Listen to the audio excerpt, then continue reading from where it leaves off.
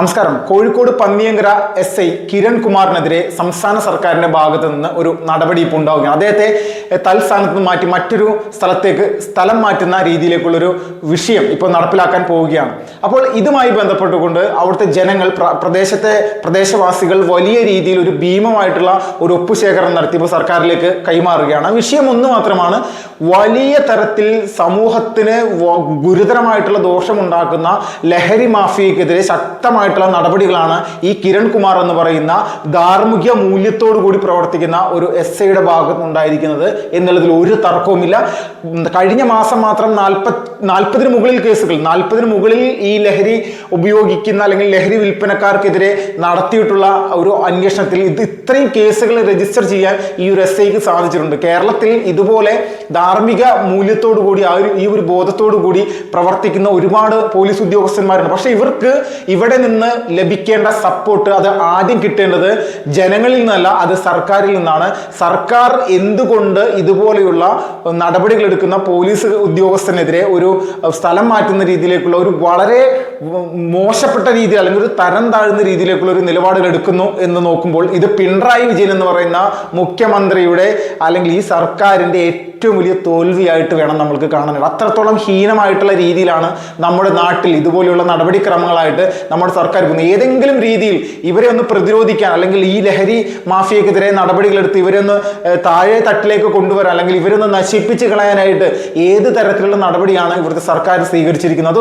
ഒരിക്കലും അങ്ങനെ ഒരു കൃത്യമായിട്ടുള്ള നടപടി ഉണ്ടായിട്ടില്ല. ഇതൊന്നും മൈൻഡ് ചെയ്യുന്ന രീതിയിലല്ല കാര്യങ്ങൾ പോയിക്കൊണ്ടിരിക്കുന്നത്. നമ്മൾക്കറിയാം, ഇന്ന് കേരളത്തിലെ യുവജനങ്ങൾ വലിയ രീതിയിൽ അല്ലെങ്കിൽ ഒരു 15 വയസ്സിനും 25 വയസ്സിനും ഇടയിലുള്ള യുവാക്കൾ, ഒരുപാട് ആയിരക്കണക്കിന് യുവാക്കളാണ് ഈ ലഹരി മാഫിയയുടെ പിടിയിലകപ്പെട്ടുകൊണ്ട് ഈ കഞ്ചാവും MDMA പോലെയുള്ള മാരകമായിട്ടുള്ള മയക്കുമരുന്നുകൾ ഗുരുതരമായിട്ടുള്ള രീതിയിൽ ഉപയോഗിച്ച് മുന്നോട്ട് വന്നുകൊണ്ടിരിക്കുക. അപ്പോൾ ഇതിനെ പ്രതിരോധിക്കാൻ പിണറായി വിജയൻ സർക്കാരിന് സാധിക്കുന്നില്ല.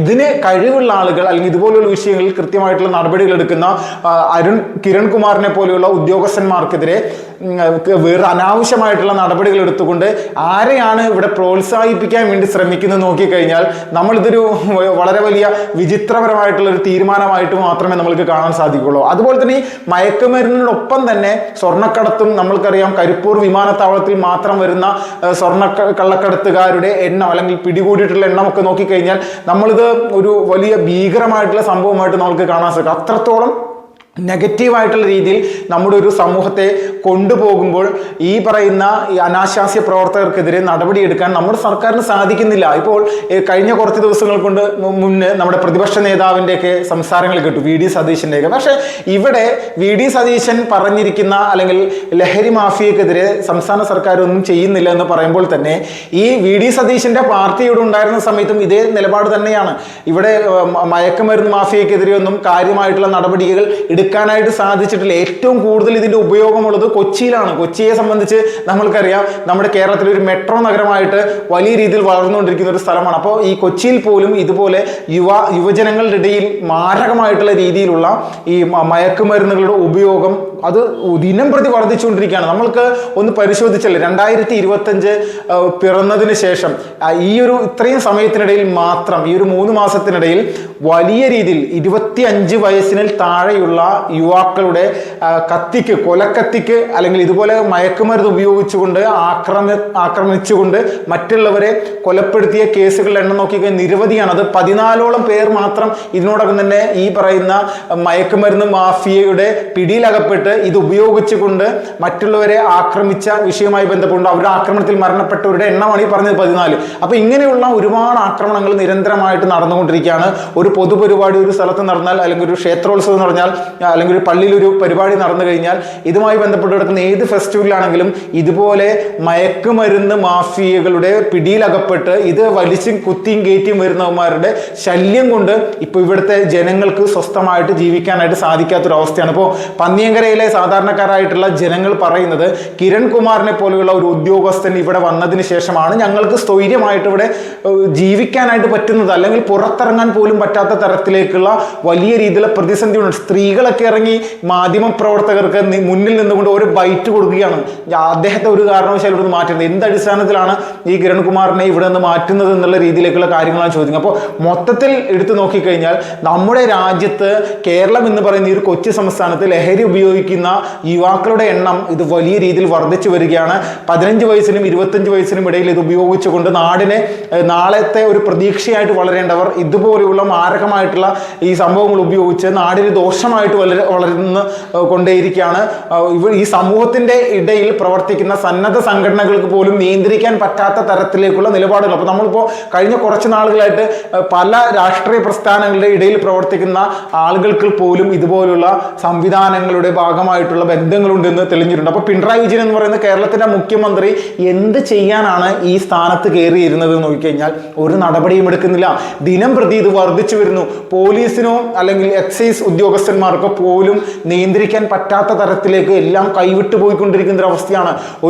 ഒരു സംവിധാനം എടുത്തു നോക്കിക്കഴിഞ്ഞാൽ കേരളത്തിലെ 80% ചെറുപ്പക്കാരും ഈ ഒരു സംവിധാനവുമായി ബന്ധപ്പെട്ടുകൊണ്ട് അല്ലെങ്കിൽ വലിയ രീതിയിൽ തന്നെ ഈ ഒരു കുഴിയിലേക്ക് വീഴാൻ സാധ്യത ഉള്ള ആളുകളാണെന്നുള്ള രീതിയിലുള്ള കണക്കുകളൊക്കെയാണ് വരുന്നത്. അപ്പോൾ മൊത്തത്തിൽ നോക്കിക്കഴിഞ്ഞാൽ വലിയ രീതിയിൽ ഭീകരമായിട്ടുള്ള ഒരു അവസ്ഥയിലേക്ക് പോകുമ്പോൾ പോലും ഇതിനെതിരെ കൃത്യമായിട്ടുള്ള നടപടികൾ എടുക്കുന്ന ഒരു ഉദ്യോഗസ്ഥനെ പൊതുസമൂഹത്തിന്റെ മുന്നിൽ അപകീർത്തിപ്പെടുത്തുന്ന രീതിയിലേക്ക് അദ്ദേഹത്തെ സ്ഥലം മാറ്റാൻ വേണ്ടിയിട്ടുള്ള നടപടിക്രമങ്ങളൊക്കെ എടുക്കുന്നു എന്ന് പറയുമ്പോൾ നമ്മളൊന്ന് ആലോചിച്ച് നോക്കണം എത്രത്തോളം ദയനീയമായിട്ടുള്ള ഒരു അവസ്ഥയിലൂടെയാണ് നമ്മുടെ കേരളം പോയിക്കൊണ്ട്. ഇവരെ കൊണ്ട് അല്ലെങ്കിൽ LDF അല്ലെങ്കിൽ CPM എന്ന് പറയുന്ന രാഷ്ട്രീയ പ്രസ്ഥാനത്തിന്റെ ഒരു പ്രധാനപ്പെട്ട ഒരു ഭാഷ്യമുണ്ട്. സാധാരണക്കാരായിട്ടുള്ള ജനങ്ങളുടെ ക്ഷേമത്തിന് വേണ്ടി മാത്രം പ്രവർത്തിക്കുന്നത്.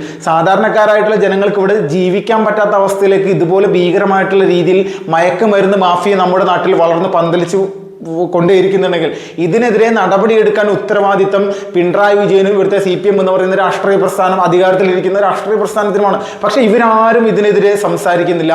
ചില സ്ഥലങ്ങളിൽ മയക്കുമരുന്ന് മാഫിയക്കെതിരെ DYFIയുടെ സമരം അല്ലെങ്കിൽ DYFIയുടെ വലിയ രീതിയിലുള്ള ജനകീയ മുന്നേറ്റം ഇങ്ങനെയൊക്കെ പറഞ്ഞുകൊണ്ട് ചില പരിപാടികൾ നടത്തിക്കൊണ്ട് നമ്മുടെ നാട്ടിലെ ജനങ്ങളുടെ കണ്ണിൽ പൊടിയിടാൻ വേണ്ടിയിട്ടുള്ള ചില കലാപരിപാടികൾ മാത്രമാണ് ഇവർ നടത്തിക്കൊണ്ടിരിക്കുന്നത്. അതിൽ 1% പോലും നമ്മൾക്ക് ഇതിനെ അംഗീകരിക്കാൻ സാധിക്കില്ല. എത്രത്തോളം മോശമായിട്ടുള്ള രീതിയിൽ ഒരു സംസ്ഥാനത്തെ ഭരണ സംവിധാനങ്ങൾ മുന്നോട്ട് കൊണ്ടുപോകാൻ സാധിക്കുമോ അതാണ് ഇവർ ചെയ്തുകൊണ്ടിരിക്കുക. അല്ലാതെ മറ്റൊന്നുമല്ല. ഇതിനെതിരെയാണ് യഥാർത്ഥത്തിൽ പൊതുജനങ്ങൾ ഇത് മനസ്സിലാക്കിയിട്ടാണ് ഇപ്പോൾ ഒരു ഭീമമായിട്ടുള്ള ഒപ്പുശേഖരണം നടത്തി സർക്കാരിലേക്ക് തന്നെ കൊടുക്കും. പ്രത്യേകിച്ച് പ്രയോജനം ഉണ്ടാകുമെന്ന് തോന്നുന്നില്ല. കാരണം ഇവർ ഇതുപോലെയുള്ള നടപടികൾ എടുക്കുന്ന ആൾക്കാർ തന്നെയാണ്. 40 മുകളിൽ കേസുകൾ കഴിഞ്ഞ ഒരൊറ്റ മാസം കൊണ്ട് മാത്രം ലഹരി മാഫിയക്കെതിരെ ഇദ്ദേഹം എടുത്തിട്ടുണ്ടെങ്കിൽ എത്രത്തോളം വലിയ രീതിയിൽ ഫോക്കസ് ചെയ്തിട്ടുണ്ട് ഈ പറയുന്ന ഈ സംവിധാനത്തിനെതിരെ എന്ന് നമ്മളൊന്ന് പരിശോധിച്ചാൽ മനസ്സിലാകും. ഇതുപോലെ എന്താ പറയുക വലിയ രീതിയിൽ ഇച്ഛാശക്തിയുള്ള ഉദ്യോഗസ്ഥന്മാർ നമ്മുടെ പോലീസ് സംവിധാനത്തിൽ വളരെ വലിയ ആത്മാർത്ഥതയോട് കൂടി പ്രവർത്തിച്ച് മുന്നോട്ട് വരുമ്പോൾ അവർക്ക് പോലും നിരാശ തോന്നുന്ന അല്ലെങ്കിൽ ഇതെല്ലാം ചെയ്തിട്ട് എന്ത് കാര്യം, തങ്ങളെ അടുത്തൊരു എന്തെങ്കിലും ഒരു പ്രശ്നം വരുന്ന സമയത്ത് തങ്ങൾ ഇവിടുന്ന് സ്ഥലം മാറ്റാനല്ലേ എന്നുള്ള രീതിയിലുള്ള ചിന്താഗതികൾ പോലും ഈ വളരെ ആത്മാർത്ഥമായിട്ട് പ്രവർത്തിക്കുന്ന പോലീസ് ഉദ്യോഗസ്ഥന്മാരുടെ മനസ്സിൽ അല്ലെങ്കിൽ അങ്ങനെ ഒരു ചിന്താഗതി ഉണ്ടാക്കിയെടുക്കുന്ന തരത്തിലേക്കാണ് ഇവിടുത്തെ പിണറായി വിജയൻ സർക്കാരിന്റെ വളരെ ഹീനമായിട്ടുള്ള നടപടികൾ എന്നുള്ളതിൽ ഒരു തർക്കമില്ല. രാജ്യത്ത് ഭീകരവാദത്തിനോടൊപ്പം തന്നെ മയക്കുമരുന്ന് മാഫിയം വളർന്നു വരുന്ന വലിയ രീതിയിൽ സ്വാധീനം ഇപ്പോൾ ഉണ്ടാക്കിയിട്ടുള്ള ഒരു സംസ്ഥാനമാണ് കേരളം എന്നുള്ളത് തർക്കമില്ല. ഇതിനെതിരെ നടപടി ഇനിയെങ്കിലും എടുക്കാൻ പിണറായി വിജയൻ സർക്കാർ ഇവിടുത്തെ ചെറുപ്പക്കാർ വഴിതെറ്റിപ്പോകുന്ന അല്ലെങ്കിൽ ഈ ഒരു പ്രശ്നത്തിൽ പെടുന്ന വിഷയത്തിൽ എന്തെങ്കിലും ഒരു നടപടി കാര്യമായിട്ട് എടുക്കാൻ വേണ്ടി യാചിക്കുകയാണ്.